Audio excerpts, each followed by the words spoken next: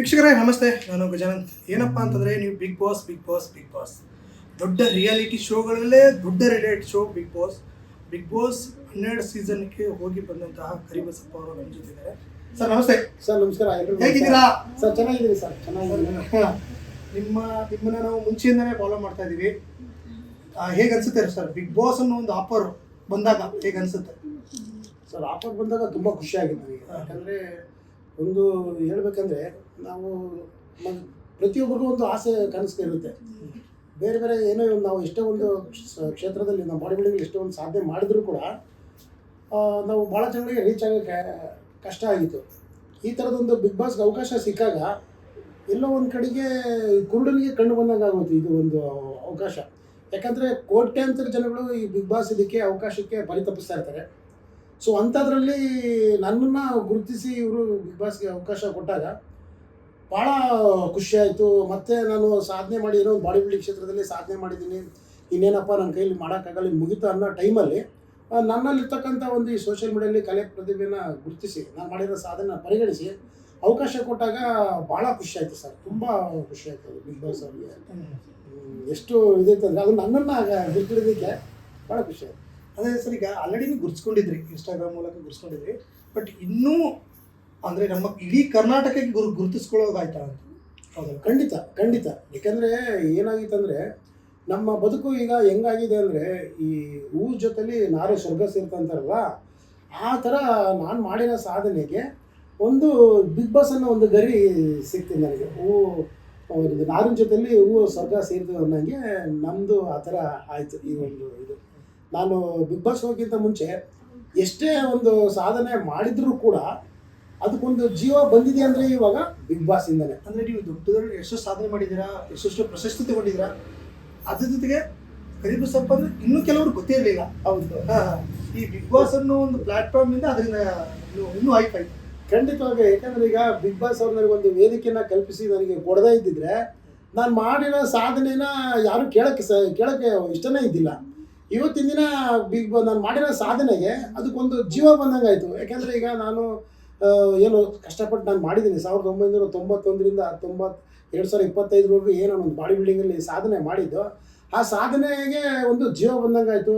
ಅಲ್ಲಿಂದ ಇಲ್ಲಿವರೆಗೂ ನಾನು ಏನಾದ್ರು ಒಂದು ಸಾಧನೆ ಮಾಡಿದ್ದೆ ಅಂದರೆ ಕೇಳೋದಕ್ಕೆ ಯಾರಿಗೂ ಕೂಡ ಟೈಮು ಇರಲಿಲ್ಲ, ಯಾರಿಗೂ ಕೂಡ ಮನಸ್ಸು ಕೂಡ ಇರಲಿಲ್ಲ. ಅದಕ್ಕೆಲ್ಲದಕ್ಕೂ ಜೀವ ಬಂದಿದೆ. ನಾನು ಮಾಡಿರೋ ಸಾಧನೆಗೆ ಒಂದು ಏನಾದ್ರು ಬೆಲೆ ಬಂದಿದೆ ಅಂದರೆ ಅದಕ್ಕೆ ಬಿಗ್ ಬಾಸ್ ಅವರು ಅವಕಾಶ ಮಾಡಿಕೊಟ್ಟಿದ್ದಕ್ಕೆ ಅದಕ್ಕೊಂದು ಬೆಲೆ ಬಂತು ಸರ್. ಸರ್ ಇಷ್ಟೆಲ್ಲ ಸಾಧನೆ ಮಾಡಿರೋರನ್ನ ಗುರುತಿಸಿದ್ರಲ್ಲ ಸರ್? ಖಂಡಿತವಾಗೂ. ಯಾಕಂದರೆ ಈಗ ಬಿಗ್ ಬಾಸ್ ಅಂತಂದರೆ ಅವರು ಬೇರೆ ಬೇರೆ ಕ್ಷೇತ್ರದಲ್ಲಿ ಅವರವ್ರದೇ ಒಂದು ಸಾಧನೆ ಮಾಡಿದ್ದಾರೆ, ಬೇರೆ ಬೇರೆ ಡಿಫ್ರೆಂಟ್ ಕ್ಷೇತ್ರದಲ್ಲಿ ಸಾಧನೆ ಮಾಡಿದ್ದಾರೆ. ಅಂಥದ್ರಲ್ಲಿ ಯಾರು ಕೂಡ ಈಗ ಬಿಗ್ ಬಾಸ್ ಮನೆಗೆ ಬಂದಿರೋರು ಕೂಡ ಯಾರೂ ಕೂಡ ಸಾಮಾನ್ಯದವರಲ್ಲ. ಅವರು ನಡೆದ ಒಂದಂಥ ದಾರಿ ಏನಿದೆ, ನಾವು ಬಿಗ್ ಬಾಸ್ ಮನೆಗಳಲ್ಲಿ ಬಂದಿದ್ರೆ ಒಬ್ಬ ಸ್ಪರ್ಧಿಯಾಗಿ ಒಬ್ಬರನ್ನ ನೋಡ್ತಾ ಇರ್ತೀವಿ. ಆದರೆ ಅವ್ರ ಹಿಂದೆಗಡೆಗೆ ರಣರೋಚಕ ಸ್ಟೋರಿಗಳಿರ್ತವೆ. ಅವರು ಅಲ್ಲಿ ಬಂದಿದ್ದಾರೆ ಅಂದರೆ ಸಾಮಾನ್ಯವಿಲ್ಲ. ಅವರೆಲ್ಲ ತುಂಬ ಸಾಹಸ ಪಟ್ಟು ಅಲ್ಲಿ ಒಂದು ಸಾಧನೆ ಮಾಡಿದ್ದಕ್ಕೆ ಅವರು ಹಲವಾರು ಬೇರೆ ಬೇರೆ ಕ್ಷೇತ್ರದಲ್ಲಿ ಮಾಡಿದ್ದಾರೆ. ನಾನು ಬಾಡಿ ಬಿಲ್ಡಿಂಗ್ ಕ್ಷೇತ್ರದಲ್ಲಿ ಮಾಡಿದ್ದೀನಿ. ನಮ್ಮ ಜಂಟಿ ಇರ್ತಕ್ಕಂಥ ನಮ್ಮ ಆರ್ ಜೆ ಅಮಿತ್ ಅವರು ರೇಡಿಯೋ ಕ್ಷೇತ್ರದಲ್ಲಿ ಮಾಡಿದ್ದಾರೆ. ಸೊ ಇದೇ ಥರದ್ದಾಗಿ ಹಲವಾರು ಸ್ಪರ್ಧಿಗಳು ಹಲವಾರು ಕ್ಷೇತ್ರದಲ್ಲಿ ಸಾಧನೆ ಮಾಡಿ ಇರೋದ್ರಿಂದ ಎಲ್ಲರೂ ಕೂಡ ಅಲ್ಲಿ ಬಂದಿದ್ದಾರೆ. ನಾನು ಕೂಡ ಈ ಥರದ್ದೊಂದು ಸಾಧನೆ ಮಾಡಿರೋದಕ್ಕೆ ಒಂದು ಅವಕಾಶನ ಸಿಕ್ತು ಅಂತ ಹೇಳ್ತೀನಿ. ಬಟ್ ಸ್ಪೆಷಲ್ ಏನಂದರೆ ನಾನೊಬ್ಬ ಸ್ಪೋರ್ಟ್ಸ್ ಮ್ಯಾನ್, ಬಾಡಿ ಬಿಲ್ಡಿಂಗಲ್ಲಿ ಸಾಧನೆ ಮಾಡಿರೋದು. ಇನ್ನುಳಿದವರು ಬೇರೆ ಬೇರೆ ಅವರು ಒಂದು ಸಿನಿಮಾದಿರ್ಬೋದು, ಒಂದು ಸೀರಿಯಲ್ ಕ್ಷೇತ್ರ ಇರ್ಬೋದು, ಹಲವಾರು ವಿಭಾಗದಲ್ಲಿ ಒಂದು ಸಾಧನೆ ಮಾಡಿದ್ದಾರೆ. ಎಲ್ಲರೂ ಗಣ್ಯರೇ ಅವರೆಲ್ಲರೂ. ಈ ಸ್ಪೋರ್ಟ್ಸ್ ಅಂತ ಹೇಳಿದ್ವಿ, ಸ್ಪೋರ್ಟ್ಸ್ ಓಕೆ, ನೀವೇನು ಯಾವ ನಟರು ಅಥವಾ ಯಾವುದೋ ಕಲಾವಿದರಿಗಿಂತ ಕಡಿಮೆ ಇಲ್ಲ. ನಾನು ಯಾವತ್ತೂ ಕಲಾವಿದ ಒಬ್ಬ ಇದು ಅಂತಂದು ಹೇಳೋಕ್ಕೆ ನಾನು ಇದಿಲ್ಲ. ಯಾಕಂದರೆ ನಾನು ಅಂಥ ಪಾತ್ರಗಳನ್ನು ಸಿನಿಮಾದಲ್ಲಿ ನಾನು ಅಭಿನಯಿಸಿಲ್ಲ, ಯಾವುದೂ ನಿಭಾಯಿಸಿಲ್ಲ. ಯಾಕಂದರೆ ನಾನು ಒಬ್ಬ ಸಾಮಾನ್ಯ ಜನರು ಹೇಗಿದ್ದಾರೆ ಸಾಮಾನ್ಯ ವ್ಯಕ್ತಿ. ನಾನು ಬಾಡಿ ಬಿಲ್ಡಿಂಗಿಂದ ನಾನು ಇಲ್ಲಿ ಜೀವನ ಮಾಡ್ತಾಯಿದ್ದೀನಿ ಹೊರತು ನಾನು ಸಿನಿಮಾದಿಂದ ಯಾವುದೇ ಥರದ್ದೇನೂ ಇದಿಲ್ಲ. ಸಿನಿಮಾದಲ್ಲಿ ಎಲ್ಲೋ ಒಂದು ಕಡೆಗೆ ಕೆಲವೊಂದು ಸಣ್ಣ ಪುಟ್ಟ ಚಿತ್ರಗಳಲ್ಲಿ ನಾನು ಕಾಣಿಸ್ಕೊಂಡಿದ್ದೀನಿ. ಅದು ಯಾವುದೂ ಕೂಡ ರೆಕಗ್ನೈಸ್ ಎಲ್ಲ, ರಿಜಿಸ್ಟರ್ ಎಲ್ಲ. ಸುಮ್ಮನೆ ಗುಂಪಲ್ಲಿ ಗೋವಿಂದ ಒದೆ ತಿನ್ನೋಂಥ ಪಾತ್ರಗಳು ಸಿನಿಮಾದಲ್ಲಿ ಮಾಡಿದ್ದು. ನಾನೊಬ್ಬ ಸಾಮಾನ್ಯ ವ್ಯಕ್ತಿನೇ. ಯಾಕೆ ಕ್ವಶನ್ ಬಂದಾಗ ಕೇಳ್ತಾ ಇದ್ದೀನಿ, ಯಾಕೆ ಇಂಡಸ್ಟ್ರಿ ಕಡೆಗೆ ಹೋಗಲಿಲ್ಲ? ಇಲ್ಲ, ನಾನು ಈಗ ನಾನು ಒಂದು ಸ್ಪೋರ್ಟ್ಸ್ ಕೋಟಾದಲ್ಲಿ ನಾನು ಅಪಾಯಿಂಟ್ ಆಗಿ ನಾನು ಇಲ್ಲಿ ಬಂದು ಇರೋದ್ರಿಂದ ನನ್ನ ಡ್ಯೂಟಿ ಏನಿತ್ತಂದರೆ ನಾವು ಸ್ಪೋರ್ಟ್ಸಲ್ಲಿ ಅಚೀವ್ಮೆಂಟ್ ಮಾಡಬೇಕಾಗಿತ್ತು. ಯಾಕಂದರೆ ಬೇರೆ ಬೇರೆದ್ದು ನೀವು ಸಿನಿಮಾದಲ್ಲಿ ಅಭಿನಯಿಸ್ಬೇಕಂದ್ರೆ ನೀವು ಚಿಕ್ಕ ಹುಡುಗಾಗಿಂದ ಹಿಡಿದು ಮುದುಕರವ್ರಿಗೂ ಸಿನಿಮಾದಲ್ಲಿ ಅಭಿನಯಿಸ್ಬೋದು. ಆದರೆ ಬಾಡಿ ಬಿಲ್ಡಿಂಗ್ ಮಾಡಬೇಕಂದ್ರೆ ಸರ್ಟನ್ ಒಂದು ದೇಶ ಅಂತ ಇರಬೇಕು. ಆ ದೇಹದಲ್ಲಿ ಶಕ್ತಿ ಇದ್ದಾಗ ನೀವು ಬಾಡಿ ಬಿಲ್ಡಿಂಗ್ ಮಾಡಬೇಕಾಗುತ್ತೆ. ಆ ಬಾಡಿ ಬಿಲ್ಡಿಂಗ್ ನಿಮ್ಮ ದೇಹದಲ್ಲಿ ಶಕ್ತಿ, ನಿಮ್ಮ ಫಿಟ್ನೆಸ್ ಲೆವೆಲ್ ಕಮ್ಮಿ ಆಯ್ತಂದರೆ ನೀವು ಬಾಡಿ ಬಿಲ್ಡಿಂಗ್ನ ನೀವು ಮಾಡೋಕ್ಕಾಗಲ್ಲ. ಹಂಗಾಗಿ ನಾನು ದೇಹದಲ್ಲಿ ಶಕ್ತಿ ಇದ್ದು ನಾವು ಫಿಟ್ನೆಸ್ ಲೆವೆಲ್ ನಮ್ಮ ಕೈಯಲ್ಲಿದ್ದಾಗ ನಾನು ಬಾಡಿ ಬಿಲ್ಡಿಂಗ್ಗೆ ಭಾಳ ಪ್ರಾಮುಖ್ಯತೆ ಕೊಟ್ಟೆ. ಆಮೇಲೆ ಸಿನಿಮಾದಲ್ಲಿ ನಾವು ಅವಕಾಶ ಪಡೆಯೋದಕ್ಕೆ ನಮ್ಮಲ್ಲಿ ಕೊರತೆ ಏನಂದರೆ ನಾವು ತುಂಬ ಕುಳ್ಳಗಿದ್ದೆ ನಾನು. ಆಮೇಲೆ ನಮಗೆ ಯಾವುದೇ ಥರದ್ದು ನಾವು ಸ್ಟಾರ್ ಮಕ್ಕಳೆಲ್ಲ ಮತ್ತು ನಾವು ಯಾವುದೇ ಇನ್ಫ್ಲುಯೆನ್ಸು ಇರಲಿಲ್ಲ. ಮತ್ತು ಜೊತೆಗೆ ನಮಗೆ ಯಾವುದೋ ಸಿನಿಮಾದಲ್ಲಿ ಅಭಿನಯಿಸೋದಕ್ಕೆ ಯಾವುದೇ ತರಬೇತಿ ಕೂಡ ನಾವು ಪಡೆದಿರಲಿಲ್ಲ. ಸೊ ಈ ಒಂದು ಕಾರಣದಿಂದ ನಾವು ಈಗ ಬಾಡಿ ಬಿಲ್ಡಿಂಗಿಂದ ಪ್ರೊಫೆಷನಲ್ ಆಗಿರೋದ್ರಿಂದ ಬಾಡಿ ಬಿಲ್ಡಿಂಗ್ಗೆ ಜಾಸ್ತಿ ಪ್ರಾಮುಖ್ಯತೆ ಕೊಟ್ಟಿದ್ದು, ಸಿನಿಮಾದಲ್ಲಿ ಅಷ್ಟು ಮುಂದುವರೆಯೋಕ್ಕಾಗಲಿಲ್ಲ.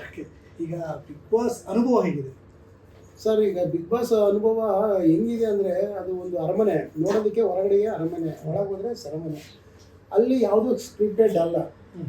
ನಾವು ಒಂದು ವಾರ ಇದು ನೋಡಿವಲ್ಲ, ಒಂದು ಒಳ್ಳೆ ಎಕ್ಸ್ಪೀರಿಯನ್ಸ್ ಆಯಿತು. ಈಗ ಹೊರಗಡೆ ಬಂದಿದ್ದೀನಿ, ನಮಗೆ ಹೆಂಗೆ ಆಗಿದೆ ಅಂದರೆ ಅನುಭವ, ಯಾರಿಗೆ ಹೇಳೋಣ ನಮ್ಮ ಪ್ರಾಬ್ಲಮ್ಮು, ಹುಡುಗರ ನೋವಿಗೆ ಇಲ್ಲ ಮುಲಾಮೋ.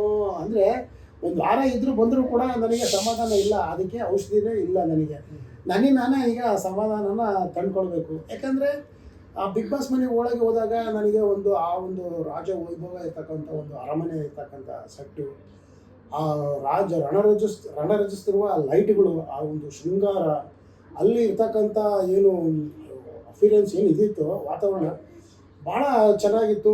ಮತ್ತು ಎಲ್ಲಂದ್ರಲ್ಲಿ ನೋಡಿದ್ರು ಕೂಡ ಕ್ಯಾಮ್ರಾಗಳು, ಯಾರೋ ಅಲ್ಲಿ ನಾವು ಯಾರು ಇದ್ರಲ್ಲ ಸ್ಪರ್ಧಿಗಳು, ಅವ್ರನ್ನ ನಾನು ಇಲ್ಲಿ ಡೈರೆಕ್ಟಾಗಿ ಯಾವತ್ತೂ ನೋಡಿರಲಿಲ್ಲ, ಕೇಳಿರಲಿಲ್ಲ, ಅವ್ರನ್ನ ಕಂಡಿರಲಿಲ್ಲ. ಸಿನಿಮಾದಲ್ಲಿ ಮಾತ್ರ ನಾನು ನೋಡಿದ್ದೆ ಅವ್ರನ್ನ. ಸಿನಿಮಾದಲ್ಲಿ ಕೆಲವೊಂದು ಸೀರಿಯಲ್ಗಳೆಲ್ಲ ನೋಡಿದ್ದೆ.